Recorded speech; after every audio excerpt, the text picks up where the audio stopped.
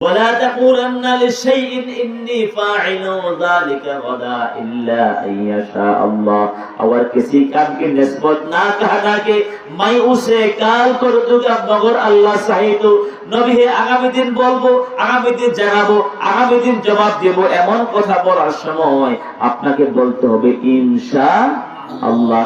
নবী কি বলতে মনে নাই? ইনশাআল্লাহ বলতে ইনশাআল্লাহ বলতে মনে নাই। এজন্য আল্লাহ তাআলা 15টা দিন পর্যন্ত আল্লাহ ওহী দেরি করাইয়েছেন, নবীর মাধ্যমে শিক্ষা দিয়েছেন। আগামী দিন জবাব দেব, আগামী দিন বলবো, আগামী দিন করব, এমন কিছু বলার সময় ইনশাআল্লাহ বলতে হবে।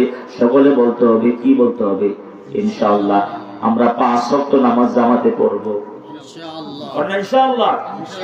আমরা আমাদের স্ত্রীকে মেয়েকে পর্দায় রাখবো ইনশাআল্লাহ। আমরা সুদ খাবো না, ঘুষ খাবো না, হালাল খাবো ইনশাআল্লাহ। ইনশাআল্লাহ। আমরা থাকবো কোরআনের পক্ষে, নবীর আদর্শের পক্ষে ইনশাআল্লাহ। বলেন না আমাদের বাংলাদেশ হবে কোরআনের বাংলাদেশ ইনশাআল্লাহ। বলেন না আমরা ভাইরা দেশটা কোরআন দিয়ে চললে, আল্লাহর বিধান দিয়ে চললে শুধু কি মুসলমানরা শান্তি পাবে না মুসলিমরা পাবে? নারী পুরুষ আবল বৃদ্ধ প্রবণিতা মুসলিম অমুসলিম সবাই কিভাবে শান্তি পাবে? আমার বন্ধুগণ, নারীরা ইজ্জতের গ্যারান্টি পাবে, ইফতিজিংয়ের সুযোগ থাকবে না, ঠিক কিনা? আমার বন্ধুগণ, ইসলামী আইন চালু হলে চুরি করলে হাত কেটে, আমি এখন শেষ করে দিচ্ছি, চুরি করলে হাত কেটে দাও, বিধানটা কার? ওয়াসারিকু ওয়াসারিকাতু ফাকতাহু আইদিয়াহুমা, as to the thief male or female, cut off his and her hand। और जो चोरी करता है उसके हाथ काट डालो।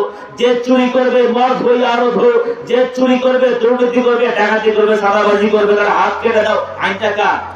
না এটা আপনাদের হুজুরের আইন নাকি? কার আইন? আল্লাহর আইন।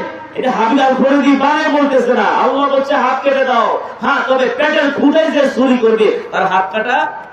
ইসলামী সরকার বলে, ইসলামী অর্থনৈতিক ব্যবস্থা কায়েম হলে আগে খাদ্য বস্ত্র বাসস্থান ব্যবস্থা হবে, যার কর্ম হয় কর্ম ব্যবস্থা হবে। চুরি ভাইরা ভাতা দিয়া তাকে পালবে না, তাকে কাজ শিখাবে, তাকে কর্মী বানাবে। এত বুকান না?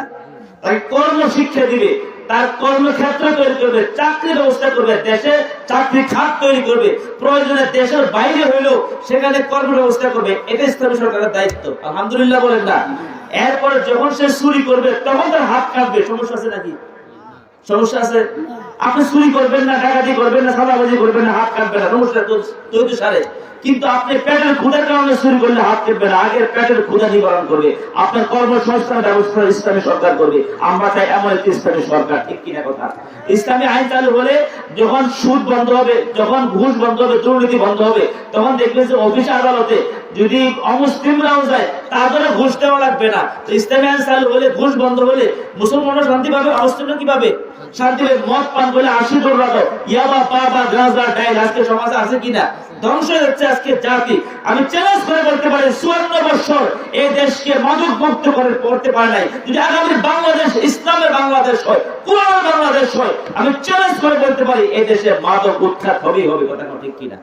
আর মাদক উৎখাত হলে মাদক মদখোর যে সন্তানের তাণ্ডব থেকে শুধু কি মুসলমানদের আব্বা আম্মাই রেহাই পাবে নাকি অমুসলিমদের আব্বা আম্মা পাবে?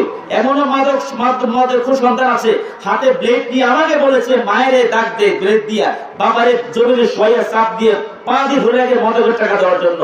এখন যদি ইসলামী ল চালু হয় এমন মাদক কারবারি চলবে না, ঠিক কিনা? এগুলা সব বন্ধ হয়ে যাবে। যারা মাদক ব্যবসা করে এর থেকে ফিরে আসতে হবে, এদের বিচার হবে, নয় ফিরে আসতে হবে।